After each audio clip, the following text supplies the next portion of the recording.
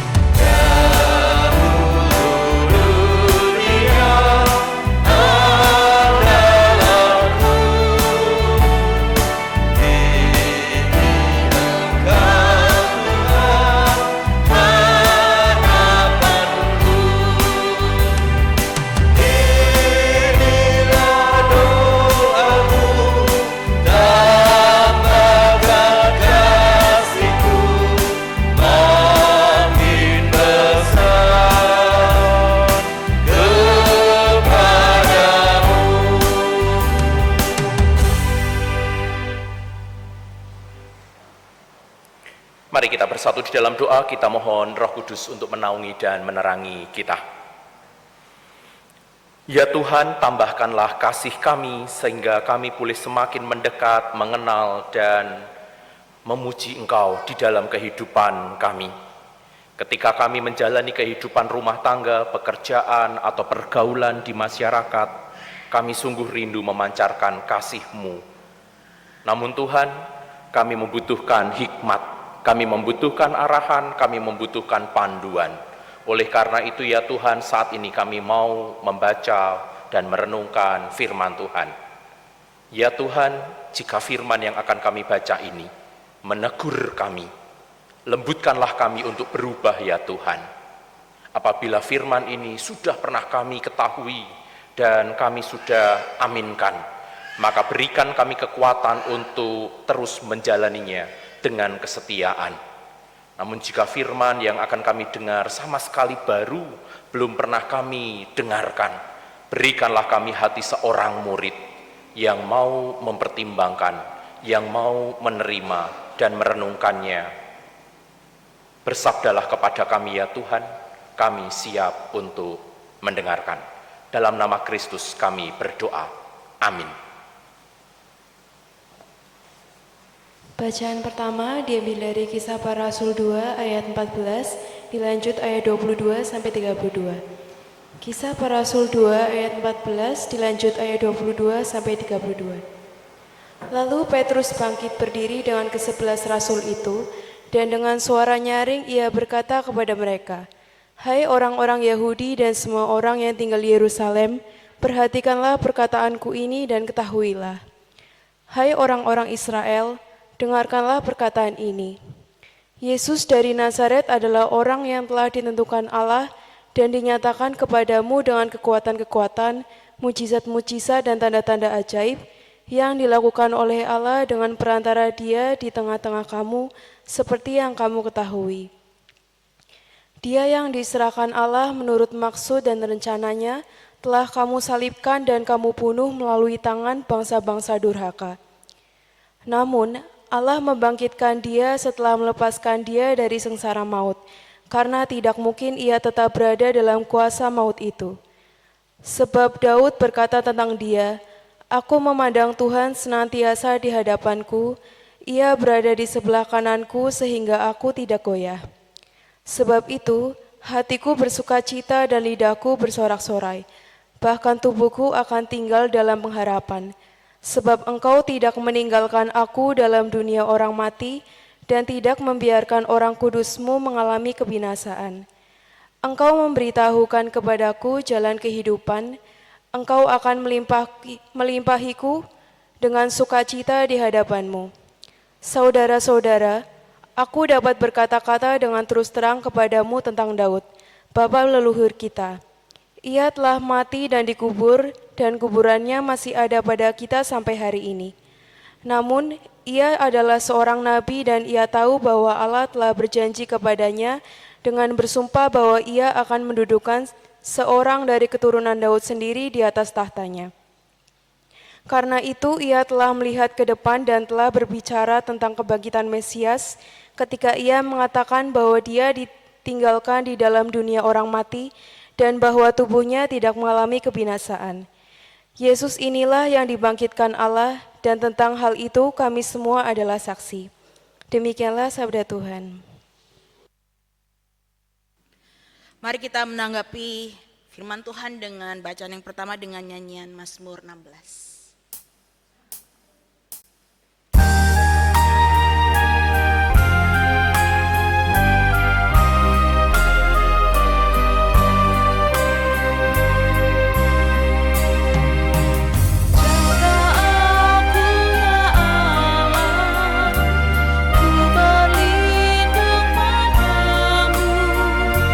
Hanya Allah bagianku, tiada yang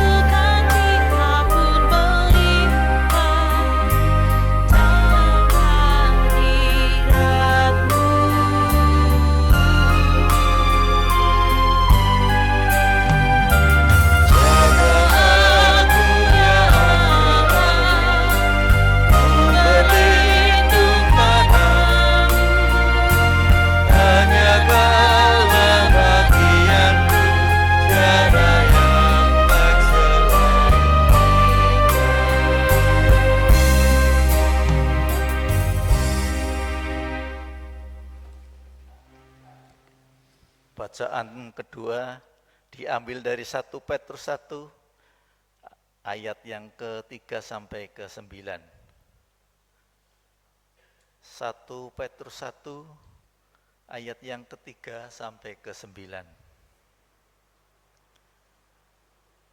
Terpujilah Allah dan Bapa Tuhan kita Yesus Kristus, yang karena rahmat-Nya yang besar telah membuat kita lahir kembali melalui kebangkitan Yesus Kristus dari antara orang mati kepada hidup yang penuh pengharapan, untuk menerima warisan yang tidak dapat binasa, yang tidak dapat cemar, dan tidak dapat layu, yang tersimpan di surga bagi kamu, yang dipelihara dalam kekuatan Allah melalui imanmu untuk keselamatan yang telah siap dinyatakan pada zaman akhir. Bergembiralah akan hal itu, sekalipun sekarang ini kamu sementara harus berduka cita oleh berbagai pencobaan, yang dimaksudkan untuk membuktikan kemurnian imanmu, yang jauh lebih tinggi nilainya daripada emas yang fana, yang diuji kemurniannya dengan api, sehingga kamu memperoleh pujian, kemuliaan, dan kehormatan pada saat Yesus Kristus menyatakan diri. Sekalipun kamu belum pernah melihat Dia, kamu mengasihinya, kamu percaya kepada Dia, sekalipun kamu sekarang tidak melihatnya. Kamu bergembira dengan rasa sukacita yang mulia dan tidak terkatakan, karena kamu telah mencapai tujuan imanmu, yaitu keselamatan jiwamu. Demikianlah sabda Tuhan. Pembacaan Injil dari Yohanes pasal 20. Injil Yohanes pasal 20 ayat 19 sampai 31. Yohanes 20 ayat 19 sampai 31. Ketika hari sudah malam pada hari pertama minggu itu, dan murid-murid berada di suatu tempat dengan pintu-pintu terkunci, karena mereka takut kepada para pemuka Yahudi, datanglah Yesus dan berdiri di tengah-tengah mereka dan berkata, "Damai sejahtera bagi kamu." Sesudah berkata demikian, ia memperlihatkan tangan dan lambungnya kepada mereka. Murid-murid itu bersuka cita ketika mereka melihat Tuhan. Kata Yesus sekali lagi, "Damai sejahtera bagi kamu. Sama seperti Bapa mengutus aku, sekarang aku juga mengutus kamu." Sesudah berkata demikian, ia mengembusi mereka dan berkata, "Terimalah Roh Kudus. Jikalau kamu mengampuni dosa orang, dosanya diampuni. Dan jikalau kamu menyatakan dosa orang tetap ada, dosanya tetap ada." Thomas, salah seorang dari ke-12 murid itu, yang disebut Didimus, tidak ada bersama mereka ketika Yesus datang. Jadi kata murid-murid yang lain itu kepadanya, "Kami telah melihat Tuhan." Namun Thomas berkata kepada mereka, "Sebelum aku melihat bekas paku pada tangannya, dan sebelum aku menaruh jariku di dalam bekas paku itu, serta menaruh tanganku ke lambungnya, sekali-kali aku tidak akan percaya." 8 hari kemudian murid-murid Yesus berada kembali dalam rumah itu, dan Thomas bersama mereka. Sementara pintu-pintu terkunci, Yesus datang dan berdiri di tengah-tengah mereka dan berkata, "Damai sejahtera bagi kamu." Kemudian ia berkata kepada Thomas, "Taruhlah jarimu ke sini, dan lihatlah tanganku. Ulurkanlah tanganmu dan taruhlah ke lambungku. Jangan engkau tidak percaya lagi, melainkan percayalah." Thomas menjawab dia, "Ya Tuhanku dan Allahku." Kata Yesus kepadanya, "Karena engkau telah melihat aku, engkau percaya. Berbahagialah mereka yang tidak melihat namun percaya." Memang masih banyak tanda mujizat lain yang dibuat Yesus di depan mata murid-muridnya yang tidak tercatat dalam kitab ini. Tetapi hal-hal ini telah dicatat supaya kamu percaya bahwa Yesuslah Mesias, anak Allah, dan supaya karena percaya kamu beroleh hidup dalam namanya. Demikianlah firman Tuhan. Yang berbahagia ialah mereka yang mendengarkan firman Tuhan dan yang memeliharanya. Haleluya.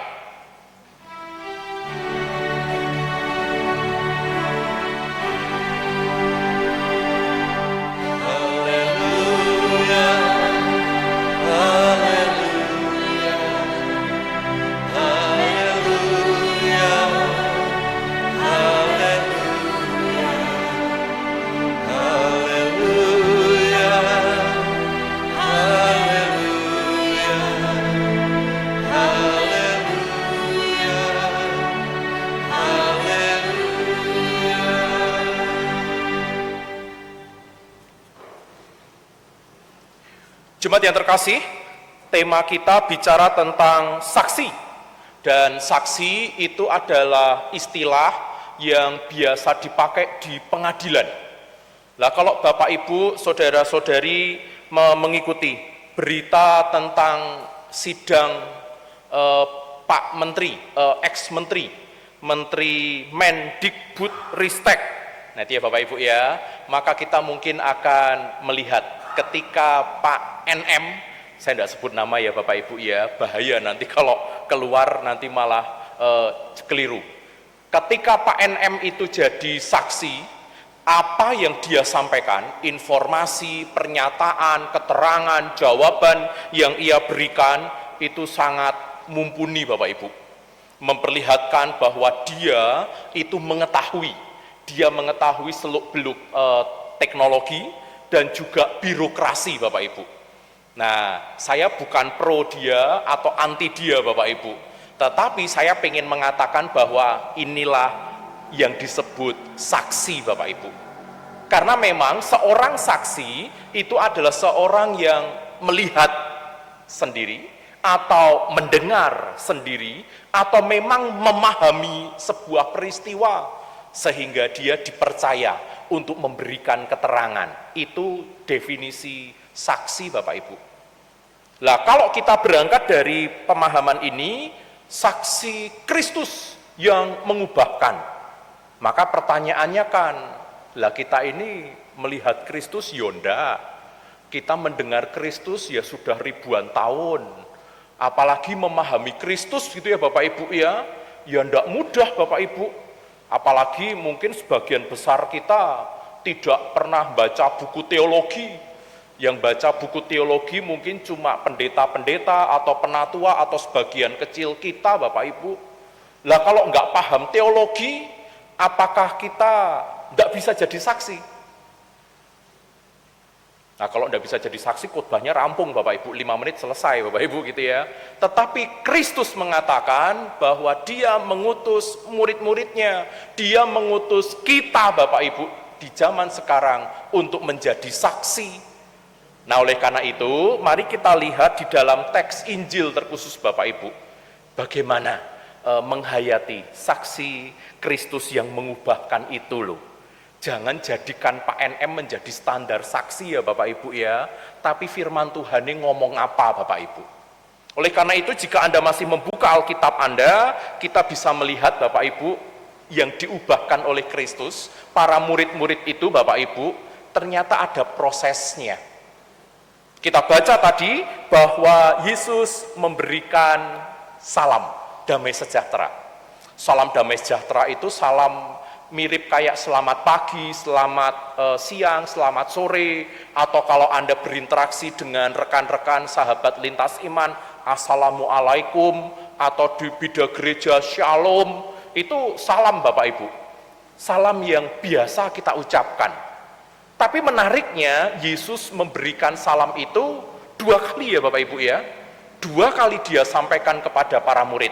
Dan biasanya kalau sampai 2 kali Bapak Ibu, ini pasti ada maunya nih, pasti ada pesannya Bapak Ibu, ada yang menjelaskan Bapak Ibu, kenapa Yesus sengaja memberikan 2 kali salam damai sejahtera, karena itu yang dibutuhkan oleh para murid. Cermati Bapak Ibu, ketika Yesus tiba-tiba hadir, dia tidak melakukan mujizat, dia tidak menyembuhkan orang, dia tidak mengusir setan, dia tidak mengubah 5 roti 2 ikan menjadi banyak makanan, enggak.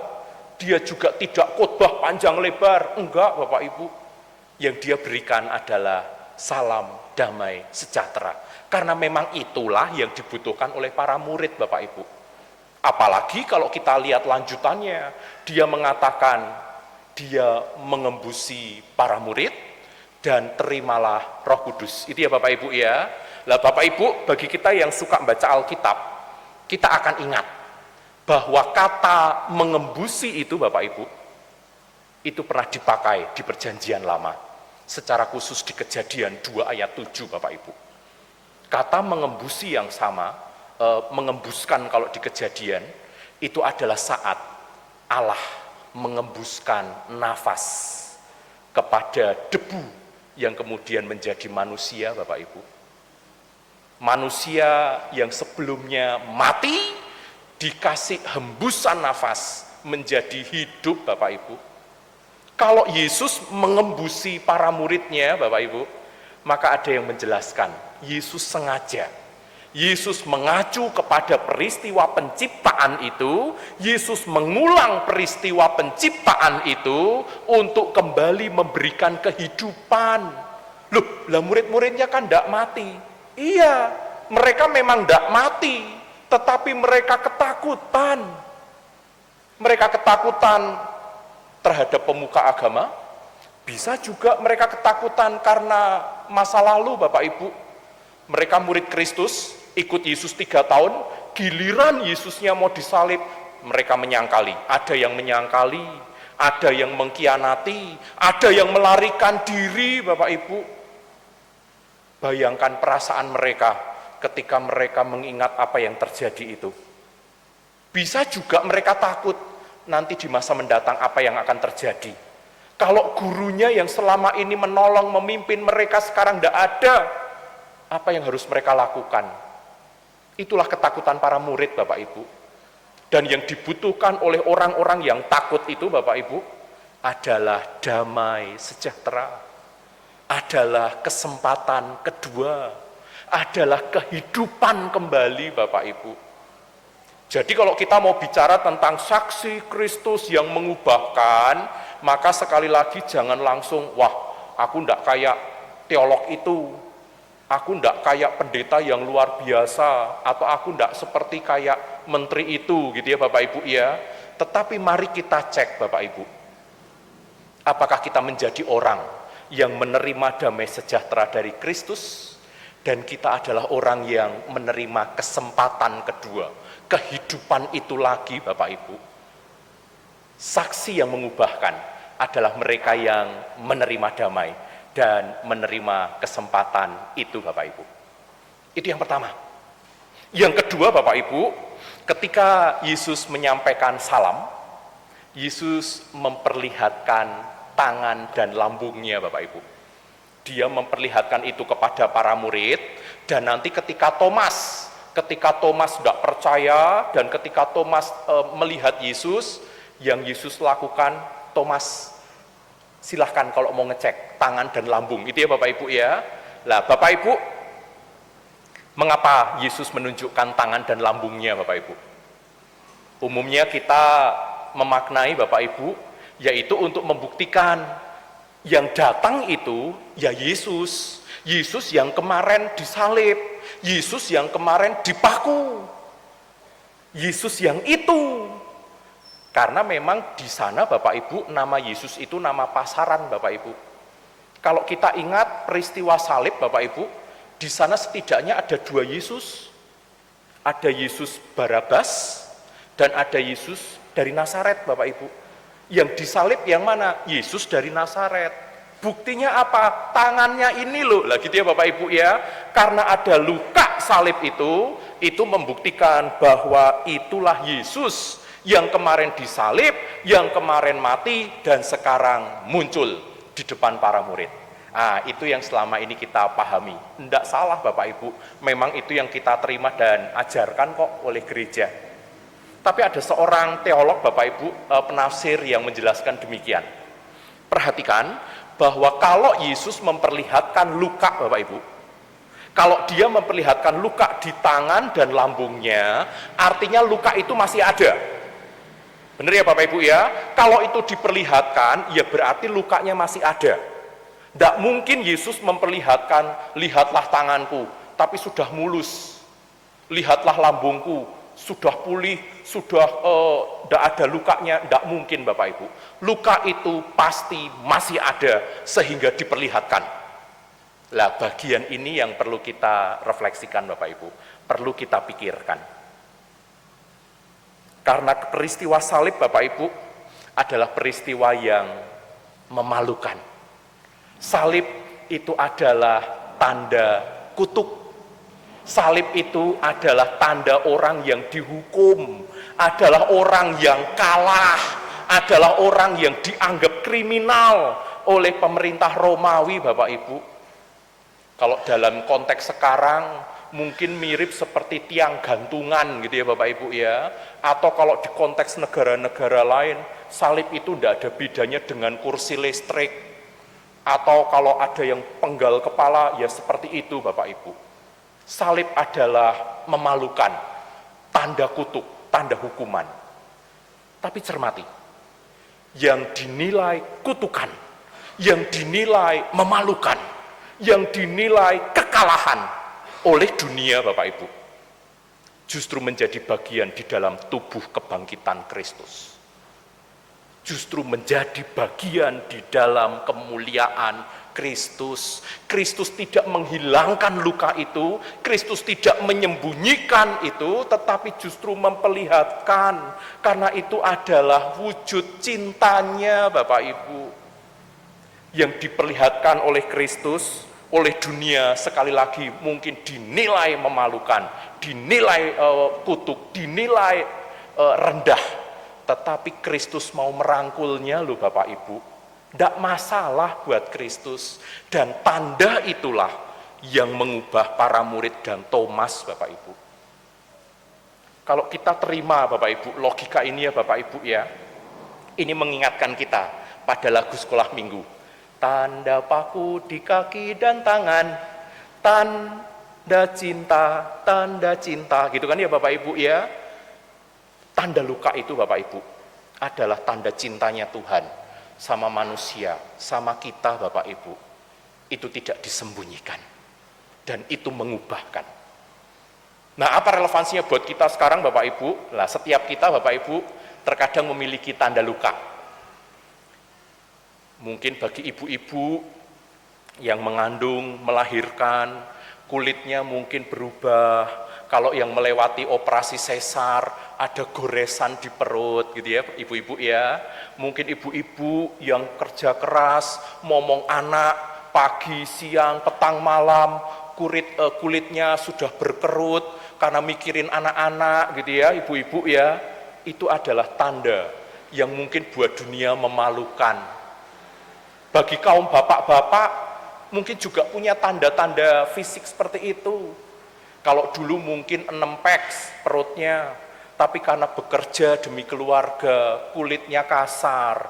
Atau sekarang bapak-bapak karena ya satu dan lain hal, dulu 6 peks sekarang 1 peks ya bapak-bapak ya. Yaitu mungkin bagian di dalam kasih Anda kepada keluarga. Di keluarga saya Bapak Ibu, kalau kami makan malam, kadang-kadang Bapak Ibu, istri saya ngomong, papi ini tidak bisa selesai, kebanyakan aku sudah kenyang. Siapa yang menyelesaikan Bapak Ibu? Ya papi, saya Bapak Ibu. Nanti anak-anak juga sama, ini porsinya gede, ya tidak mungkin pelayannya disuruh makan, yang suruh makan bapaknya Bapak Ibu. Bagaimana saya tidak one packs Bapak Ibu? Tapi itulah wujud cinta saya bagi keluarga, bukan wujud rakus ya Bapak Ibu ya, wujud cinta sama keluarga Bapak Ibu. Bisa jadi Bapak Ibu, ketika kita memikirkan tentang keluarga, muncul muka yang lelah, muncul uban di kepala kita, muncul tanda-tanda fisik yang bagi dunia itu memalukan, itu harusnya dioperasi plastik, itu harusnya ditutup dengan skincare gitu ya Bapak Ibu ya. Lihatlah Kristus. Justru tanda luka itu Bapak Ibu yang mengubahkan. Jadi Bapak Ibu, kalau Anda melihat pasangan Anda tidak segagah dulu, tidak secantik dulu, tidak nempek kayak dulu gitu ya, jangan ditinggalkan. Rangkullah mereka, hargailah mereka, cintailah mereka. Karena ketika Anda mengapresiasi apa yang sudah dikerjakan bagi keluarga, bagi Anda, bagi anak-anak, itu adalah tanda luka, tanda salib yang mengubahkan Bapak Ibu. Yang ketiga Bapak Ibu, kita mau belajar dari Thomas. Thomas umumnya kita kasih label peragu. Thomas yang wagu gitu ya Bapak Ibu ya, sudah ragu wagu lagi Bapak Ibu. Tapi mari kita coba lihat Bapak Ibu, bahwa di Injil Yohanes, Thomas itu berbicara 3 kali Bapak Ibu. Yang pertama, itu di Yohanes 11. Yohanes 11 ketika Yesus mau mengunjungi Lazarus. Yesus mau datang karena Lazarus sakit dan meninggal Bapak Ibu. Yesus mengajak murid-muridnya, ayo kita ke Betania. Nah sebelum itu Bapak Ibu, Yesus itu mau dilempari batu. Dan Yesus akan kembali melewati itu. Melewati area yang orang-orangnya sebel sama Yesus, yang mau membunuh Yesus. Thomas tahu Yesus bakal melewati area itu sebelum sampai ke Betania, sebelum sampai ke Lazarus. Maka Thomas di Yohanes 11 mengatakan, yuk wis kita mati bareng sama Yesus, gitu ya Bapak Ibu ya. Dia memperkirakan ke depan dan dia mengambil sikap, wis kalau kayak gini, yuk mati-mati bareng, enggak apa-apa. Itu Yohanes 11. Di Yohanes 14 Bapak Ibu, ini adalah ketika Tuhan Yesus menjelaskan tentang rumah Bapa. Rumah Bapa yang banyak tempat, rumah Bapa yang sudah Ia tunjukkan, rumah Bapa yang bagi para murid tidak tahu kemana Bapak Ibu. Thomas Bapak Ibu itu memberikan komentar di Yohanes 14. Guru kami itu tidak mudeng kamu ngomong apa. Kalau kami nggak mudeng ngomong apa, bagaimana kami ke sana? Itu Thomas Bapak Ibu di Yohanes 14. Maka banyak orang melihat bahwa Thomas ini ya sebenarnya dia seorang pemikir.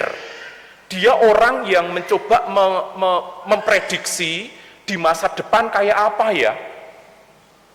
Lah karena dia orang yang berpikir masa depan kayak apa, lah dia bersikap tadi Bapak Ibu. Lah ini yang kemudian terlihat di Yohanes 20 Bapak Ibu. Ketika dia dikasih tahu oleh para murid, Tuhan bangkit. Jangan salah Bapak Ibu, kalau Anda baca Matius, di Matius 28 Bapak Ibu, di sana ada informasi bahwa pemuka agama itu mau membuat narasi.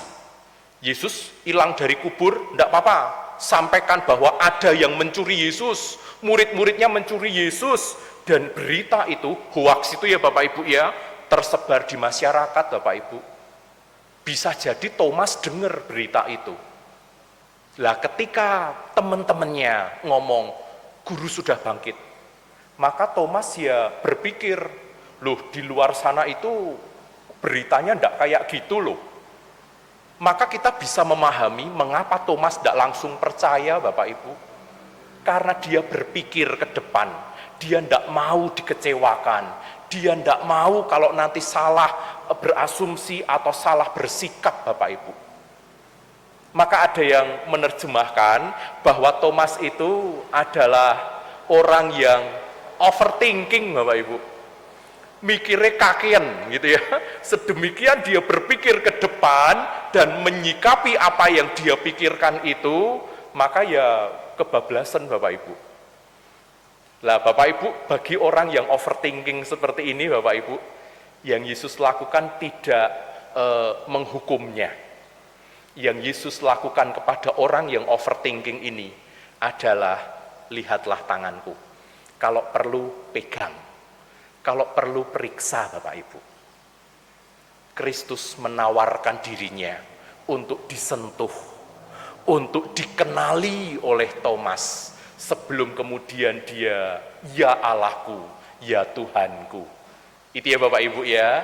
Lah kisahnya Thomas Bapak Ibu, ini adalah kisah kita. Karena tidak jarang Bapak Ibu, kita ini yo kayak Thomas, overthinking Bapak Ibu. Yang punya anak-anak, nanti anak-anaknya keluar kota, anak-anaknya ndak WA atau ndak nelpon 1 hari, waduh Bapak Ibu sudah bingung, ini anakku gimana ya, anakku diculik apa ndak ya, nanti makannya gimana ya, wah mikirnya kemana-mana ya Bapak Ibu ya, overthinking Bapak Ibu. Atau mungkin dengan pasangan kita. Lah kemarin Bapak Ibu, kemarin sebelum berangkat ke Purbalingga, putri saya itu perlu ketemu dengan orang. Lah sebelum masuk berangkat ke stasiun, ayo saya putuskan, yuk papi yang nganter, yuk papi boncengin, gitu ya Bapak Ibu ya. Saya boncengin, ketemu dengan orang, kemudian saya jemput, selesai. Lah terus Bapak Ibu, tadi pagi Bapak Ibu, istri saya nge-WA saya, papi aku dapat laporan, kamu boncengin perempuan. Ternyata ada orang yang melihat saya boncengin seorang gadis, bukan istri saya. Lapor kepada istri saya, Bu Pendeta, kemarin Pak Pendeta boncengin cewek. Waduh Bapak Ibu, akhirnya saya dilabrak oleh istri saya Bapak Ibu. Overthinking gitu ya Bapak Ibu ya. Ya padahal sik diboncengin yo anake dhewe. Overthinking Bapak Ibu. Bisa jadi di gereja Bapak Ibu, ketika kita melihat tidak terlalu mengenal satu dengan yang lain, atau mungkin orang-orang yang pengen berkiprah di dalam gereja, tapi mungkin karena satu dan lain hal, kalau di GKI kan mau ngapa-ngapain rapat dulu ya Bapak Ibu ya, mau gini-gini rapat dulu, mau gitu-gitu rapat dulu. Lah buat teman-teman muda, buat generasi muda mau kayak gini rapat, mau kayak gitu rapat, wes gereja ini dikuasai oleh kaum senior. Wah, overthinking Bapak Ibu. Banyak sekali kita seperti Thomas. Tetapi yang Kristus lakukan Bapak Ibu sekali lagi, kenalilah Kristus, sentuhlah Kristus, dan diubahkan oleh Kristus Bapak Ibu. Apa relevansinya buat kita sore ini Bapak Ibu? Di minggu Paskah yang kedua ini Bapak Ibu, kita tetap kembali mau percaya bahwa setiap kita adalah saksi Kristus, adalah utusan Kristus. Baik ketika Anda diutus di keluarga, baik Anda diutus di tempat kerja, usaha, di pasar, di sekolah, di rumah sakit, di toko Bapak Ibu, ataupun ketika Anda diutus di masyarakat, maka setiap kita adalah saksi Kristus. Maka ingat Bapak Ibu, standarnya bukan Pak Menteri tadi ya Bapak Ibu ya, tetapi standar yang perlu kita miliki adalah apakah kita menerima damai sejahtera dari Allah itu loh. Apakah kita mau menerima kesempatan kedua, kehidupan baru yang Kristus hembuskan kepada kita Bapak Ibu. Orang yang menerima damai sejahtera Bapak Ibu, hidupnya itu kalau dalam bahasa Jawa bisa rumongso Bapak Ibu. Bukan sebaliknya ya Bapak Ibu ya, rumongso bisa beda lagi ya Bapak Ibu ya. Orang yang damai itu bisa rumongso, bisa memahami yang lain, bisa memaklumi, bisa menyadari bahwa kita ini adalah terbatas, kita ini manusia yang rapuh, kita sama-sama ditolong sama Tuhan, tidak ada yang lebih hebat dari yang lain Bapak Ibu, karena kita sama-sama berdosa kok. Orang yang menerima damai Bapak Ibu, orang yang bisa rumongso itu Bapak Ibu, maka dia tidak akan mudah misuh-misuh, tidak akan mudah mencaci maki, tidak akan mudah melecehkan dan merendahkan yang lain, dan mungkin malah tidak melakukan itu sama sekali Bapak Ibu, karena dia bisa menyadari bahwa aku juga ditolong sama Tuhan. Itu ya Bapak Ibu ya, yang menunjukkan saksi Kristus yang mengubahkan. Orang yang damai Bapak Ibu, yang bisa rumongso Bapak Ibu ketika bekerja, dia tidak ingin mencuri, tidak ingin korupsi, tidak ingin mencurangi yang lain, karena itu pasti merugikan sesama Bapak Ibu. Belakangan di negara kita terdengar kasus-kasus, KPK nangkep ini, jaksa OTT itu ya Bapak Ibu ya, ketika orang-orang menyalahgunakan jabatan, ketika mereka mengambil uang rakyat Bapak Ibu, yang dirugikan ya kita semua Bapak Ibu. Orang yang bisa rumongso menyadari bahwa jabatan itu Bapak Ibu adalah dari Tuhan, jangan disalahgunakan, jangan sampai malah menyakiti masyarakat yang percaya sama dia Bapak Ibu. Maka ini refleksi buat kita. Yang kedua Bapak Ibu, tadi saya sampaikan kembali, silahkan Anda lihat kanan, kiri, depan, belakang Anda, anggota keluarga, pasangan Anda, sampaikan aja, Pah kamu tidak seganteng dulu, Mah kamu tidak secantik dulu, tapi aku bangga sama kamu, tapi aku cinta sama kamu, tapi aku sungguh mengapresiasi apa yang engkau lakukan. Tidak usah beli skincare lagi ya Mah, aku mencintaimu. Itu ngirit ya Bapak-Bapak ya, lumayan nanti bisa ngomong kepada ibu-ibu ya, Bapak Ibu ya. Keluarga Kristen yang mesra, keluarga Kristen yang mengasihi satu dengan yang lain Bapak Ibu, mungkin memiliki tanda-tanda luka, tetapi tanda luka itu mengubahkan Bapak Ibu. Saya akan putarkan sebuah video, bisa tolong diputerin. Ini adalah kesaksian dari seorang pemuda di Amerika Bapak Ibu, ini kisah nyata. Dia adalah seorang yang ingin menjadi atlet sepak bola Amerika, tetapi sesuatu terjadi pada dirinya. Bisa tolong diputerin? Dear Lord, the battles we go through in life. We ask for a chance that is fair. A chance to earn all our stripes. A chance to do it again.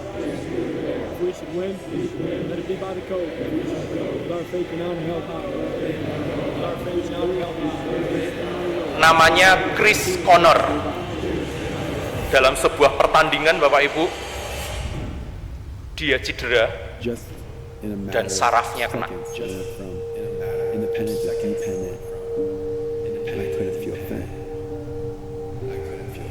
Dari seorang yang gagah, mandiri, menjadi seorang yang harus ditolong, yang rapuh.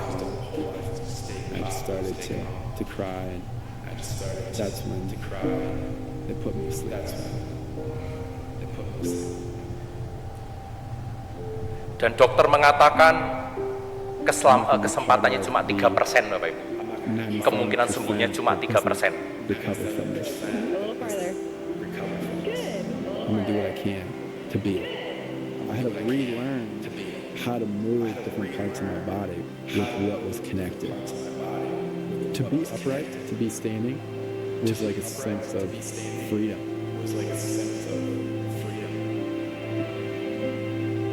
And when I met Emily, everything changed. It was love at first sight for me. I had a list of what do I want in a guy. And I'm like, what? Chris is every single one of these. Dia ketemu Emily dan kemudian menjadi pacarnya. At this point, we had no idea how he was going to walk across the stage. He was walking in this big walk. He was working 4 or 5 hours every single day, sometimes even more. Chris had another plan that I didn't know about.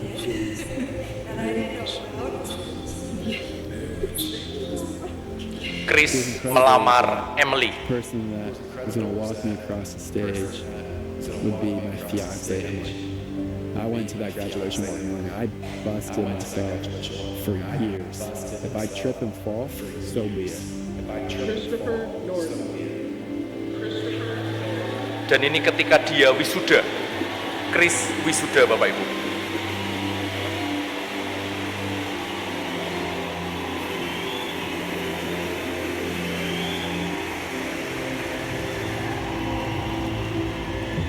And you can do a little bit more, a little extra on everything that you do or what you're supposed to do. That's when you can make the most significant impact and the biggest difference. I want to be able to walk Emily down the aisle of our wedding. I'm going to walk her down the aisle some way, somehow, and we're going to go 7 young.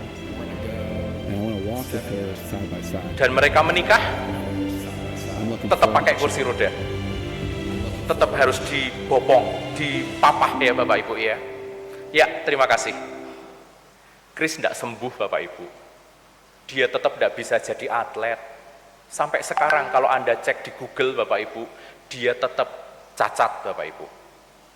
Tetapi lihatlah, ketika tanda luka itu Bapak Ibu, tidak menjadi sebuah yang memalukan. Tapi ketika itu dirangkul, ketika pasangannya juga mengasihi dia apa adanya Bapak Ibu, yang luka itu justru menjadi sesuatu yang mengubahkan Bapak Ibu. Nah itu yang kedua ya Bapak Ibu ya. Yang ketiga Bapak Ibu, di gereja. Di gereja kita punya banyak orang Bapak Ibu, banyak orang, banyak lintas generasi, banyak talenta, banyak cara pikir, cara ngomong, cara kerja Bapak Ibu. Dan karena banyak ragam orang di gereja, maka biasanya rawan konflik, rawan overthinking Bapak Ibu. Maka ketika kita merefleksikan apa yang Kristus sudah lakukan untuk mengubah para murid dan mengubah kita, berikanlah setiap kita dan juga sesama kita kesempatan Bapak Ibu, kesempatan untuk semakin mengenal Kristus, kesempatan untuk mendekat kepada Kristus dengan ambil bagian dalam pelayanan. Ketika Anda mau melayani, maka disitulah Anda belajar ngetes. Apakah aku sudah belajar rendah hati? Apakah aku sudah belajar setia? Apakah aku sudah belajar mengampuni sesamaku? Apakah aku sudah belajar bertoleransi terhadap saudaraku yang seiman, yang pelayanan bareng aku itu? Maka jadikanlah ini Bapak Ibu, GKI Purbalingga sebagai komunitas saksi Kristus yang mengubahkan. Tuhan menolong kita. Amin.